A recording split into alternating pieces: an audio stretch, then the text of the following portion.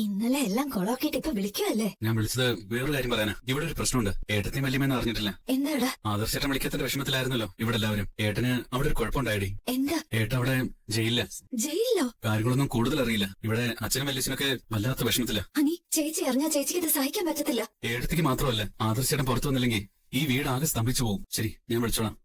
ശരിടാ. ആരാടി വിളിച്ചത് നോക്കട്ടെ. അയ്യോ, കണ്ടോ കണ്ടോ കണ്ടോ, അനിയാ വിളിച്ചത്. ഇന്നലെ രാത്രിയിലും കള്ളനെ പോലെ ഇതിനകത്ത് കയറിയതും അനി തന്നെയായിരിക്കും. എന്താ മോളേത്? അനി എന്തിനാ വിളിച്ചതെന്ന് നിങ്ങൾ ചോദിച്ചില്ലല്ലോ. എന്തിനാ ചോദിക്കുന്നത്? അവൻ നിന്നെ വിളിക്കുന്നത് എന്തിനാണെന്ന് ഞങ്ങൾക്കറിയില്ലേ. അമ്മ അച്ഛനെ വിഷമിപ്പിക്കേണ്ടെന്ന് കരുതിയതാ. പക്ഷെ ഇങ്ങനെയൊക്കെ പറയുമ്പോ അവൻ പറഞ്ഞത് പറയാതിരിക്കാനും പറ്റുന്നില്ല. എന്താ മോളെ? കേട്ടത് പാതി കേൾക്കാത്ത പാതി.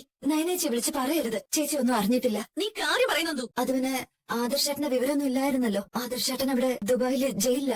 ആദർശമോൻ എന്താ പറ്റിയേ? ഒന്നും അറിയില്ലമ്മ. ചേച്ചി ആദർശേട്ടന്റെ അമ്മയൊക്കെ ഇതറിയുമ്പോ അവരെങ്ങനെ സഹിക്കുമെന്നും അറിയില്ല. അവിടെ മൊത്തം കുഴഞ്ഞു മറിഞ്ഞു കിടക്കാന്നാ പറഞ്ഞത്. അങ്ങനെ ഒരിടത്തേക്ക് എന്തിനാ ആദർശ കയറി ചാടിക്കൊടുത്തത്? ഇതൊന്നും പ്രതീക്ഷിച്ചല്ലോ ആദർശേട്ടൻ പോയത്.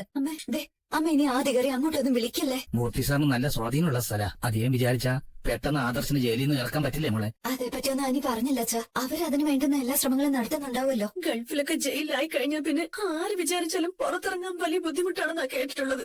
അതിന് ആദർശേട്ടൻ തെറ്റൊന്നും ചെയ്യില്ലല്ലോ അമ്മ. അതാ വിഷമം. തെറ്റ് ചെയ്യാത്ത ഒരാളെ ജയിലിൽ കിടക്കുന്നതിനേക്കാളും അപ്പുറം സങ്കടം ഉണ്ടോ മോളെ? അഭി ജയിലിലായപ്പോ നമുക്കാർക്കും വേദന ഇല്ലായിരുന്നു. നവ്യ വന്ന് കരഞ്ഞ് കാല് പിടിച്ചിട്ടും നീ അവനെ രക്ഷപ്പെടുത്തില്ല എന്ന് പറഞ്ഞത് അവന്റെ ഭാഗത്ത് തെറ്റുള്ളതുകൊണ്ടാ. അതുപോലെയാണോ ആദർശമോന്റെ കാര്യം? നവ്യയുടെ പ്രാകാണെന്നാ എന്റെ സംശയം. അങ്ങനെ നവ്യേച്ചി പ്രാഗിയാൽ ഇങ്ങനെയൊക്കെ സംഭവിക്കണമെന്നുണ്ടോ? നവ്യേച്ചി സത്യങ്ങൾ അറിയാതെയല്ലേ ഓരോരുത്തരെ ശപിച്ചുകൊണ്ട് നടക്കുന്നത്. ഇതാരോ മനഃപൂർവ്വം ആദർശേട്ടനെ കുരുക്കാനായിട്ട് ഗൾഫിലേക്ക് ക്ഷണിച്ചു വരുത്തിയതുപോലുണ്ട്. എത്രയെന്ന് വെച്ചാ നയനമോളോട് പറയാതിരിക്കുന്നത് നന്ദു. ആദർശമോന്റെ ഒരു വിവരം കിട്ടാതിരുന്ന മോള് ആ വീട്ടിലെ എല്ലാവരും ചോദ്യം ചെയ്യില്ലേ? എനിക്കൊരു സമാധാനമില്ല. ഞാൻ പൂജമുറിയിലെ വിളക്ക് തെളിയിക്കട്ടെ. അല്ല, ഞാൻ നിന്റെ ഓരോരോ കാര്യങ്ങൾ ആലോചിച്ചുകൊണ്ടിരിക്കുവായിരുന്നു. ജീവിതത്തിൽ ഒരു നല്ല കാര്യങ്ങൾ ചെയ്തിട്ടുണ്ടോടാ? എനിക്കൊരു അബദ്ധം പറ്റിപ്പോയമേ, അതിന് മാറ്റാനൊന്നും പറ്റില്ലല്ലോ. അത് മാത്രമല്ല ഞാൻ പറഞ്ഞത്, നവ്യ ശരിക്കും ഇഷ്ടപ്പെട്ടത് ആരായിരുന്നടാ? ആദർശല്ലേ? എന്നിട്ട് അതിനിടയില് നീ എന്തിനാടാ ചെന്ന് കയറിയത്? അതുകൊണ്ടല്ലേ അവള് നിന്റെ തലയിലായത്? അല്ലെങ്കിൽ അന്നേ നിനക്ക് നല്ലൊരു കുടുംബത്തിൽ നിന്ന് നല്ലൊരു ബന്ധം കിട്ടിയേനെ. ഓർമ്മയില്ലേ? നിന്റെ നിശ്ചയം വരെ കഴിഞ്ഞതാ. ആ പെൺകുട്ടി കാശുള്ള വീട്ടിലെ പെൺകുട്ടിയായിരുന്നു.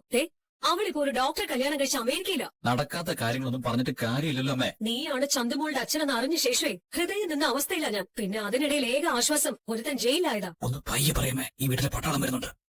എന്താണ് അമ്മയും മോനും കൂടി സംസാരിച്ചോണ്ട് നിൽക്കുന്നത്? അത് പിന്നെ ഞാൻ ഇവനെ കുറ്റപ്പെടുത്തിക്കൊണ്ടിരിക്കുവായിരുന്നു. ഇവനെ കുറ്റപ്പെടുത്തി ഇവൻ ചെയ്ത് തെറ്റില്ലാതെയാവോ? തളർന്നു കിടക്കുന്ന ഒരു പെങ്കുച്ചിനെ ഇവൻ പലതവണ കൊല്ലാൻ നോക്കി. നോക്കണ്ടടാ, നീ ഒന്നും ചെയ്തിട്ടില്ലെന്നല്ലേ പറയാൻ വരുന്നേ? അങ്ങനെ പറയുമ്പോ ഊഹിച്ചോണം നീ ചെയ്തു എന്ന്. ഏട്ടത്തൊന്ന് ശബ്ദം താഴ്ത്തി സംസാരിക്കേ. നവ്യ ഇതെങ്ങാനും കേട്ട് കഴിഞ്ഞാ പിന്നെ നമ്മൾ ആരും പിടിച്ചെടുത്ത് അവളെ നിൽക്കത്തില്ല. അവള് സത്യങ്ങൾ അറിഞ്ഞാലേ ഞങ്ങൾക്ക് ഒരു നഷ്ടമില്ല. നിനക്കും നിന്റെ മകനുമാ ഇവിടുന്ന് പോകേണ്ടി വരുന്നത്. എന്റെ കല്യാണത്തിന് മുമ്പാണ് അമ്മായി ഇങ്ങനെ ഒരു തെറ്റ് ചെയ്തത്. കല്യാണ ശേഷം എനിക്ക് അങ്ങനെയുള്ള ഒരു അബദ്ധവും പറ്റിയിട്ടില്ല. ആർക്കറിയാൻ പറ്റിയിട്ടില്ലെന്ന്? നീ ഇപ്പോഴും സൗന്ദര്യമുള്ള കാശുള്ള ഒരു പെൺകുട്ടിയെ കണ്ട അവളുടെ പിന്നാലെ പോകും. സമ്പത്തിനോട് ആർത്തിയുള്ളതുകൊണ്ടാണല്ലോ കള്ളക്കടത്ത് സ്വർണം മൂർത്തി ജ്വല്ലറിയുടെ ലെവലിൽ നീ വിറ്റത് തന്നെ. അതൊക്കെ അവിടെ നിൽക്കട്ടെ ഏട്ടത്തി. ആദർശന്റെ എന്തെങ്കിലും വിവരമുണ്ടോ? ഇല്ല. അത് കേട്ടപ്പോ നിനക്ക് ഭയങ്കര സന്തോഷായല്ലേ? എന്നാലേ നീ എനിക്കൊപ്പം വാ. എന്തിനാ ഏട്ടത്തി?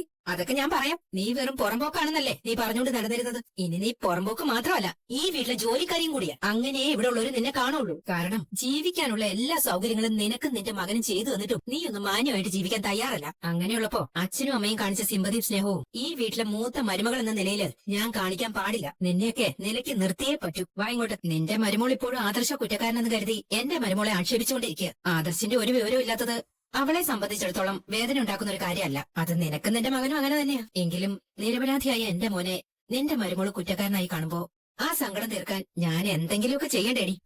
നല്ല ചൂടാ. രാവിലെ നല്ല തണുത്ത കാറ്റുണ്ടെങ്കിലും അതിന്റെ 1000 മടങ്ങ് വെയില 10 മണിക്ക് ശേഷം. ഈ ചെടികളെല്ലാം ഒന്ന് നനയ്ക്കണം. അത് ഇന്ന് മാത്രമല്ല, എന്നും അങ്ങനെ വേണം. നീ ചെല്ല്. എന്താ ഏട്ടത്തി ഇപ്പൊ ഇവൾക്ക് ഇത്ര അനുസരണ? അയ്യോ, ഏട്ടത്തിക്ക് നയനയ്ക്കും ഒക്കെ ഇപ്പൊ വയ്യാത്തതല്ലേ? അപ്പൊ പിന്നെ ആരെങ്കിലും വേണ്ടേ ഇതൊക്കെ ഒന്ന് ചെയ്യാൻ? ഇവൾക്ക് എന്നോടാ ഈ വീട്ടിലെ ദേഷ്യം ഏറ്റവും കൂടുതലുള്ളത്. എനിക്ക് പിന്നാലെയാണല്ലോ ജാനകി ഇവിടെ മരുമകളായിട്ട് വന്നത്. അന്നു തൊട്ട് നീ കാണുന്നതല്ലേ. ഇവളുടെ മോന്റെയും സ്വഭാവ ദൂഷ്യം കൊണ്ടല്ലേ ഞാൻ പലപ്പോഴും ഇവളെ ശാസിച്ചിട്ടുള്ളത്. അങ്ങനെ ആരെങ്കിലും ഇവളെ എന്തെങ്കിലും പറഞ്ഞാ ഉടനെ പറയും ഇവള് ദത്തുപുത്രി ആയതുകൊണ്ടാ നമ്മൾ അങ്ങനെയൊക്കെ പറയുന്നതെന്ന്. ആ സമയത്തൊക്കെ നമ്മൾ ആരെങ്കിലും ഇവളെ അങ്ങനെ കണ്ടിട്ടുണ്ടായിരുന്നോ? എന്നാ ഇപ്പൊ ഇവള് ജയേട്ടന്റെ അച്ഛന്റെ അമ്മയുടെ മകളല്ലാത്തതിന്റെ എല്ലാ കുഴപ്പങ്ങളും ഇവൾക്കുണ്ട്.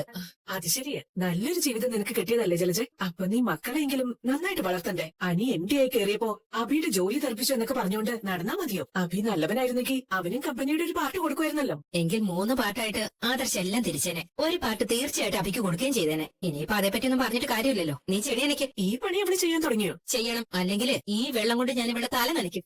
ഇവളുടെ തല കുറച്ച് തണുക്കാനുണ്ട്. എന്തോ നിനക്ക് സംഭവിച്ചെന്നുള്ള കാര്യം ഉറപ്പാ ജലജ. അല്ലെങ്കിൽ ഇങ്ങനെ നീ ഏട്ടത്തെ അനുസരിക്കില്ല. എന്റെ തല തണുപ്പിക്കും പോലും നീ മുടിഞ്ഞു പോടെ ഏട്ടത്തി. നിന്റെ മോൻ ജയിലിൽ കിടക്കുന്നത് കണ്ട് നീ കരഞ്ഞു കരഞ്ഞു തീരും. മോളെ അവൻ വിളിക്കും. മോള് സമാധാനായിട്ടിരിക്കെ.